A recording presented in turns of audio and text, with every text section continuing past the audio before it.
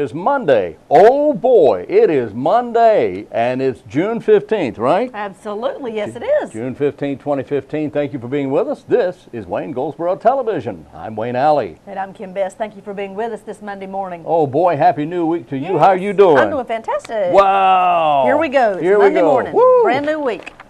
You know, and it's a good thing we have Mondays. Yes. Otherwise, we'd have to start off on Tuesday, and that would really be depressing. Well, don't we have the official first day of summer coming up? Coming up on the 21st. Right around the corner. June 21st is next week, or the end of this week, next week, Sunday or Monday or Tuesday or Saturday or something. Pick a day, any day. There's only 7 of them. And that's the 21st. You get one choice. 21st is the first day of summer. Summer arrives that day. The first full day will be the next day, of course. Okay? There we go. All right. And, of course, yesterday was Flag Day, and I hope you observed by putting out your U.S. flag. Or wearing it. Or wearing it. Yes. Wayne No, has that's a state flag there. Yeah. I've got another jacket with a U.S. flag on it. But okay, there you go. Yes, I hope you did. Certainly did hope you did. I did hope you did. Thank you, sir. The 15th. Today is Global Wind Day. Really? It is. Global wind. Global Wind. It's also Magna Carta Day, which actually, and I don't know if people realize this, but the Magna Carta, which was drawn up some years ago, was actually the basis for our very own Constitution. Our Constitution was designed in many ways after the original Magna Carta. It's also Nature Photography Day, and I enjoy doing that. Yeah, you're very good at it, too. Well, thank you. You're welcome. And it's Ride to Work Day on motorcycles, Oh, wow. and I missed it. You missed it. I didn't ride my motorcycle this morning. I didn't ride mine either. You didn't? I did not. Well, we're 2 for 2 then. Yes, we or are. Not for 2. Oh, that would be All right. hilarious. Yeah. Yeah, that would be funny. Yeah, that would be That would funny. be pretty funny. Yeah. Well, you know, Okay. we talked a while back about trying to get the public's opinion and input regarding the leased structures, not the LEASE, leased structures that will be put in the yes. roundabouts here Yes. on Center Street. Somebody was asking me about that the other day, in That fact. you can go to the city's website, goldsboronc.gov, or you can go to Downtown Goldsboro's website, which is dgdc.org, or Okay. Downtown Goldsboro. Oh, okay. Yep. You click on something that looks very similar to this, and there's a lot of different photographs of the options that you have to comment on. Which ones you think would be interesting to look at downtown. They'll probably be there about a year, and then we'll change the art out. That's why we're leasing them, not purchasing them. I like the one with the man in the hard hat. Is that a, That is actually not a option. Oh. If you click on it, what it tells you is it's giving you the size scale. Oh. It's showing you that the bottom part is actually the stand that the piece of art will be on, and the gentleman and the ladder is just to show you size. So that you can't get that gentleman and that ladder to be there for you. well, that's a shame because I like the ladder a lot. Well, there you go. But we have lots of other options for Yes, folks you to do. choose from. Yes, you do. And they'll see this page. On the website, Oh, on the city's okay. website or Downtown Goldsboro's website. We also have it on the city's Facebook page. But we'd like for you to click on it, leave your opinions and your comments and your feedback about which ones you like, because 2 will be chosen. And the way it'll work is the community, we're asking for their buy-in, and I'm not sure how many more weeks you have to make comments on this. At the end of that, there's a committee that was formed a couple months ago, or maybe even a little longer than that, Okay. the steering committee for the DGDC, and they will review all the comments, pick the ones that had the most positive comments, top 4. Those 4 will then be taken to city council, and the councilman will pick the final 2. Okay. Yeah, but That's there's some exciting. really interesting things. Look, there's one structure that has a billy goat standing on top of I it. like that one. I There's like some that. have, It reminds looks me of my like cousin. some kind of big birds here with Big wings, birds, with very yes. widespread Yes, wings. yes. There's a horse made out of all kinds of interesting iron. does the woman and come metals. with the horse? The woman does not come with the horse. I did ask that question. Oh, you She's did? mentioned that Okay. before. So there's Okay. lots of interesting things here, but Okay. we want to get your input. So this is unique art that will cause some conversation All in right. downtown Goldsboro. Now, the fountain will be at In the the intersection. middle. In the middle, will be at Center and Walnut. Yes. That's And the big water these two with the artworks will be on either side That's of that. exactly That would be right. like at Chestnut and whatever other. That's exactly Mulberry. right. Mulberry. Mhm. Okay. Yep, All so right, we very need your good. feedback. Well, Cliff at the Kangaroo Station out on 70 West was asking me. He said he thought there was going to be 3 fountains. I said, no. No, We're going one to be works fountain. of art. That's right. Let's go to our interviews and we'll talk a little more about it when we come back.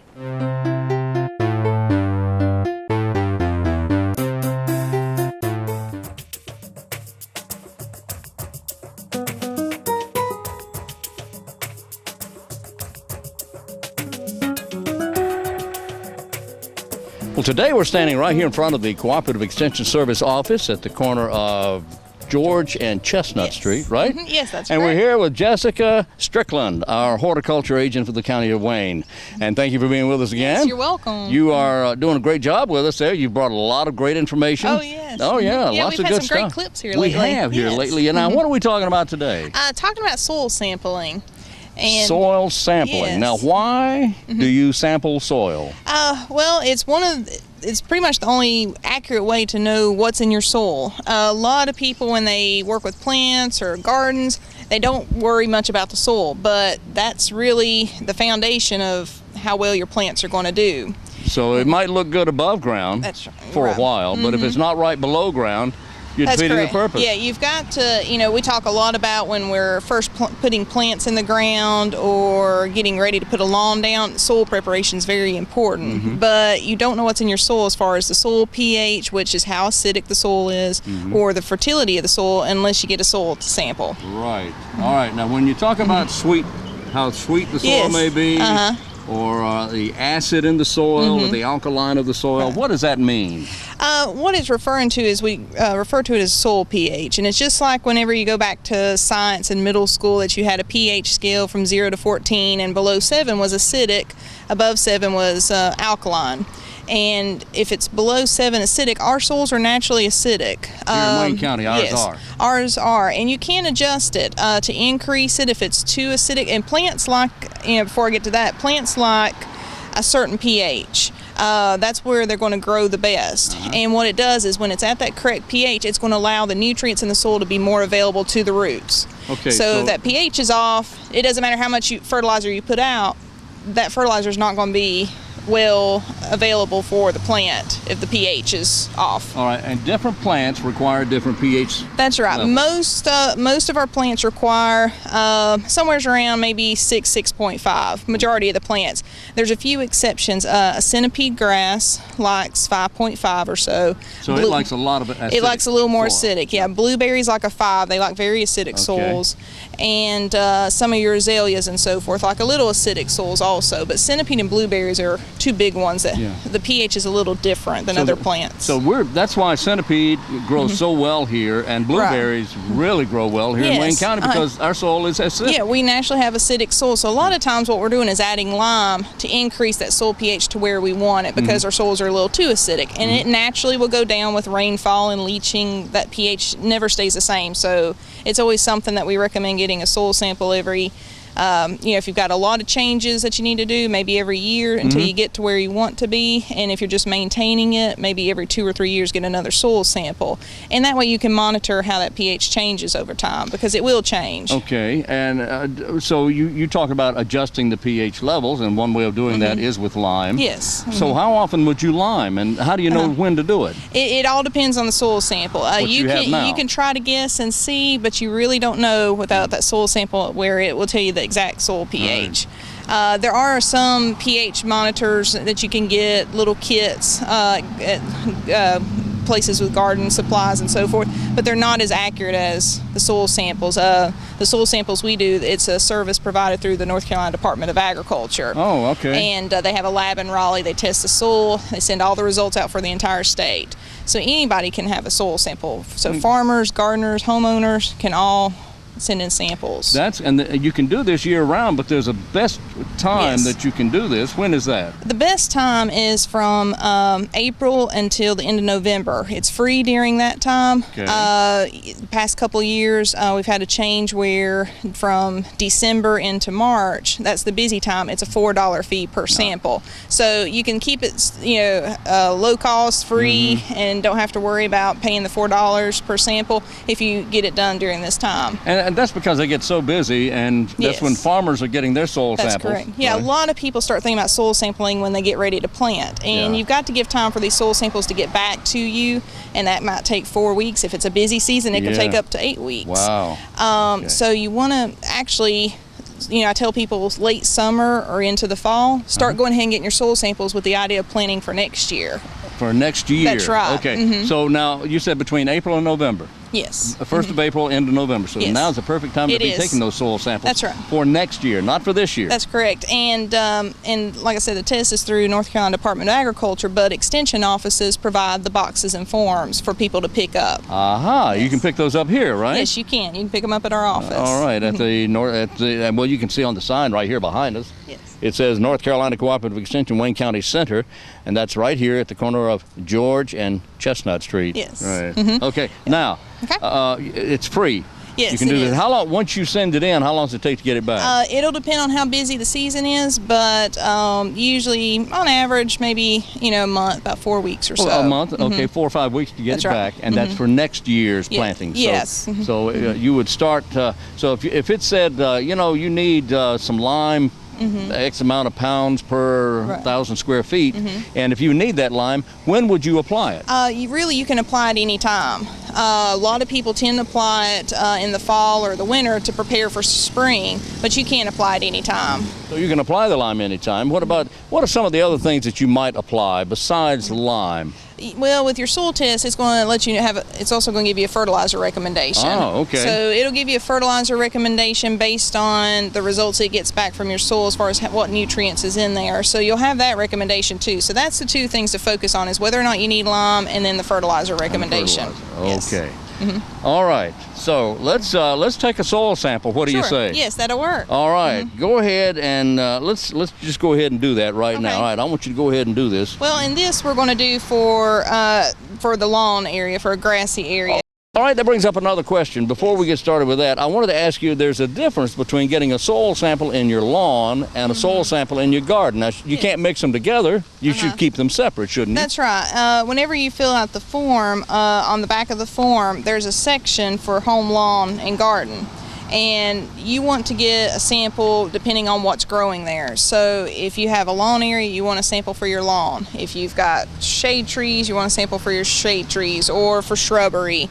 Flowers, vegetable garden, fruits, you'd want to separate all that into different samples. So you can actually end up with 8 or 10 different soil samples. You could, yeah. If you're getting all your samples for everything going on in your garden and your landscape, then you could have several samples at one time. I knew that's what you had to do, because somebody told me one time, who was not associated with this organization, that you just get a little bit here, you get a little bit over there, and you mix it all together and it comes out here. And the reason for that is your grass might like a little bit different pH Yes. and fertilizer recommendation than the shrubs. Right. And what they're doing is, with this test, is tailoring it for what you're growing or what you want to grow. Right. So even if you're planning on growing something, you can go ahead and get a soil test for what you plan on putting out. What if you have a problem in your yard? Let's say there's a you don't realize this or know this, but there's, say, a fairy rings, or a tree died years ago and grass isn't growing right. Should you keep that separate? You could, if you've got some problem areas. Like sometimes we have people have lawns that you've got some dead spots and wondering if it's a fertility problem in the soil.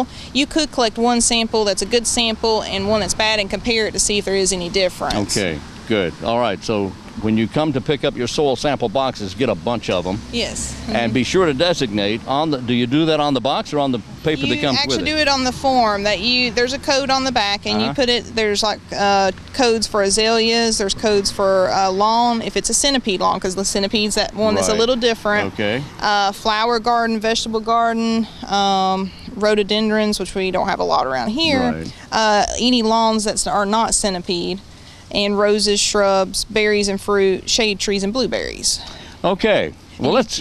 And then you designate that on the form. Yes, you put that code on the form, and then otherwise you then collect the sample, and we can always help too with filling that out. So. Right. Yeah. You don't leave people out in the cold here. I mean, yes. if they come in and get these forms and the sample boxes and they need help with it, they either come to you or you can call you. Yes, and I'll mention too. Here's what the boxes look like. All right. And you make up a sample ID. So, say we're collecting for this lawn area, I just put lawn 1. But you might have that you collect one sample for the front lawn, one for the back if you've got a really large area. Right. You might break it up a little bit because there could be a difference in your front and back lawn. Right. But you fill that out and you match that sample ID with the form. But then the box, sometimes we'll have people, they'll want to bring in just a Ziploc bag with a little bit of soil. And they have to have enough to test, because they're actually running a test for the soil pH, take a little bit more of that soil for the fertility, they get a little bit more soil to get the dry weight of it. They run several tests, so they get a little bit of soil from your sample each time. So there's a line on the box. You actually want to fill it to that line. To the line. Yes. To that red line right there. And you don't want to tape the box. You don't want to put the soil in a Ziploc bag in the box. They're going to dry it anyway. They dry it completely. They do. They dry it out, so you don't have to worry about holding moisture. Okay. Well, I was going to ask about that. What about wet soil? You don't want to. You don't want it wet. You don't want it wet because the box will deteriorate before it gets there. Oh, yeah, I guess and the main reason for not putting tape, a lot of people want to tape up the box to hold it all in. Yeah. You don't want that because they're going through so many samples at a time that they have a system, and if they have to slow down to cut out the tape, it's slowing their process. Right. It's slowing getting the samples done. No wet soil. Fill it to the red line. Yes. And fill it to the red line, and no bags. Yes, that's no right. baggies or anything. That's correct. And if some falls out, that's just too bad. And that's okay. There'll be enough. If you fill to that red line, there's going to be enough in there. All right, good. All right, now let's get a soil sample here, okay? Very good. Here, I'll hold on to that stuff right there. Okay. You show us how to do this. Go and ahead. You can do it a few different ways. We have, here we got a soil probe, but you can just have a shovel is fine. You can take a shovel and dig in the soil. Yeah. One thing we tell people, one common mistake is they'll collect a sample, and this ground's gonna be a little tough. It looks a little tough there. It looks, yeah.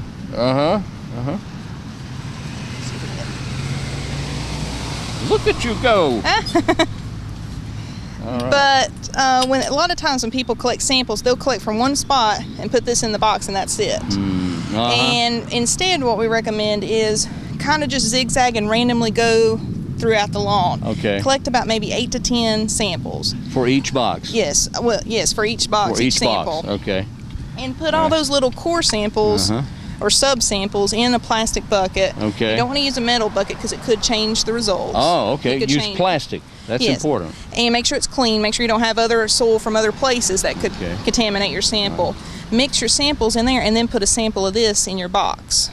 Okay. Is what you would do. The reason for that then is if you've collected a lot of samples through the area, and mix it together, that gives a good representation of the entire area. Right. If you collect just one little sample in one spot, you've got a good recommendation for that one little spot, and it could change just a few feet away. Okay.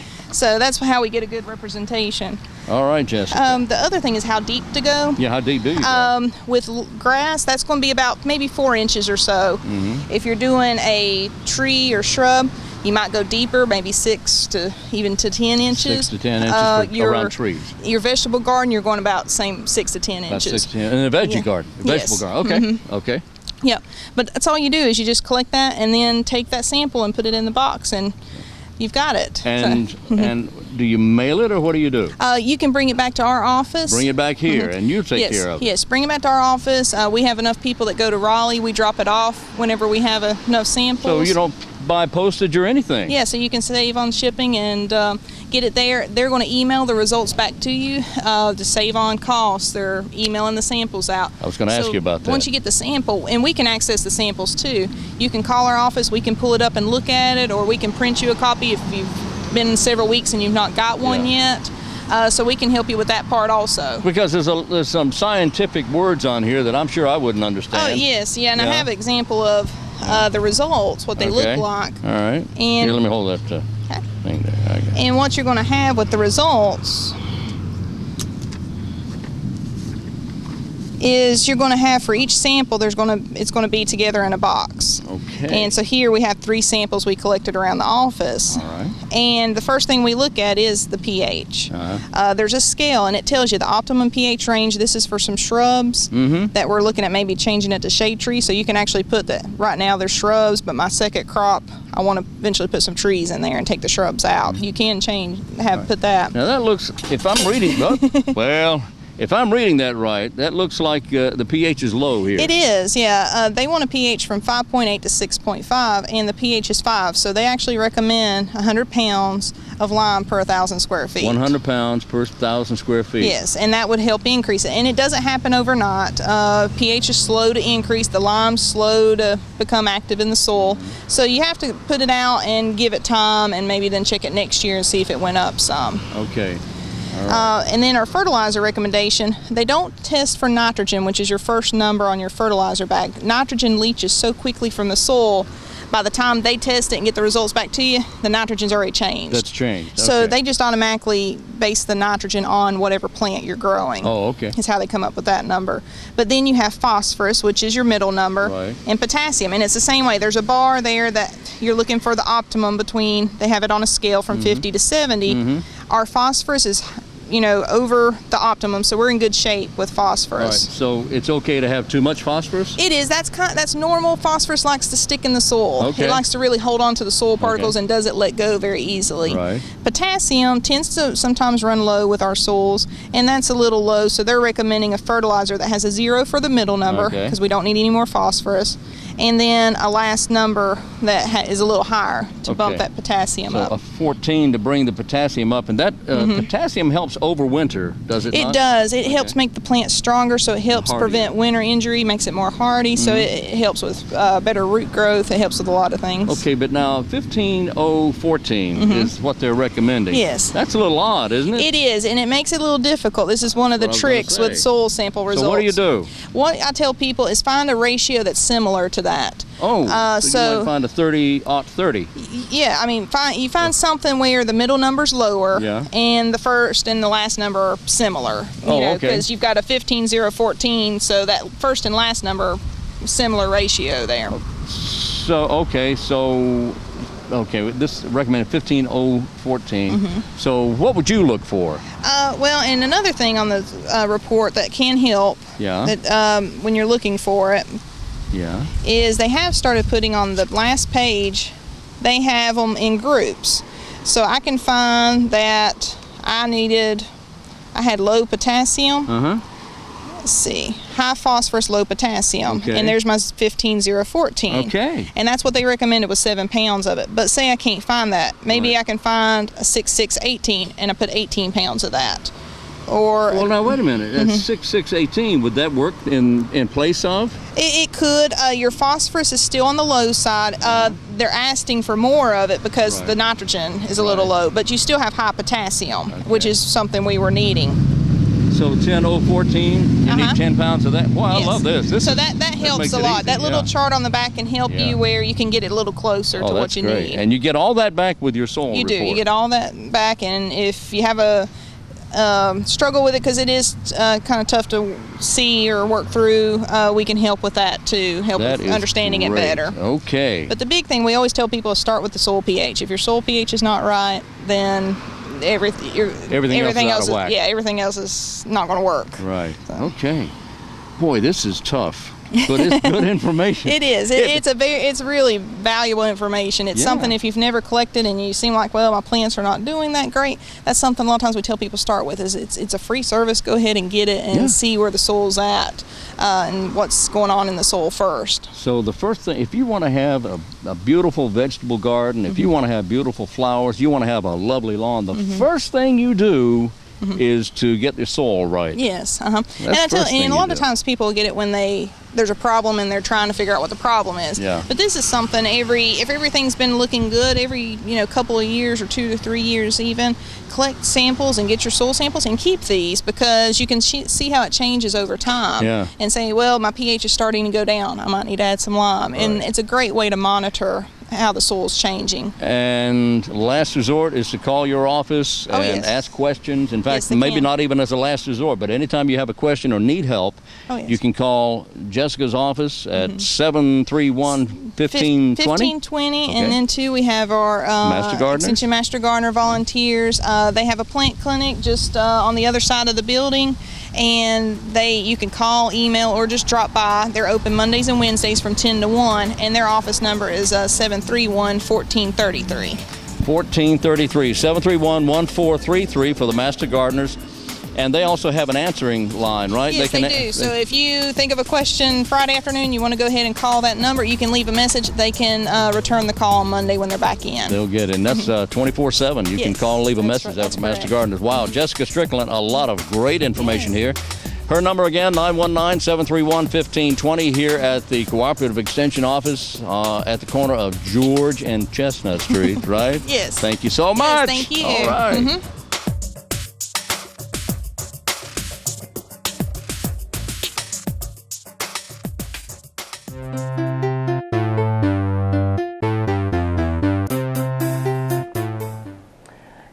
back. We are back on Wayne Goldsboro Television. Thank you. So we were talking about the statues, or rather the works of art, not Yes. statues, but works of art.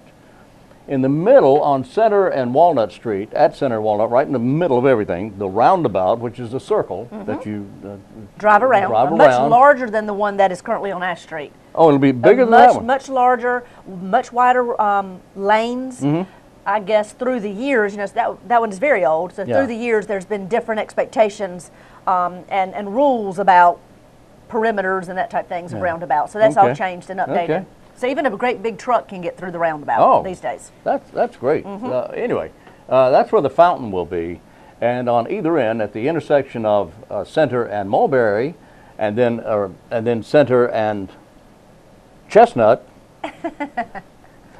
At the other two places, there will be works of art. That's exactly right. And you're asking the citizenry of Goldsboro, Wayne County, to select a design.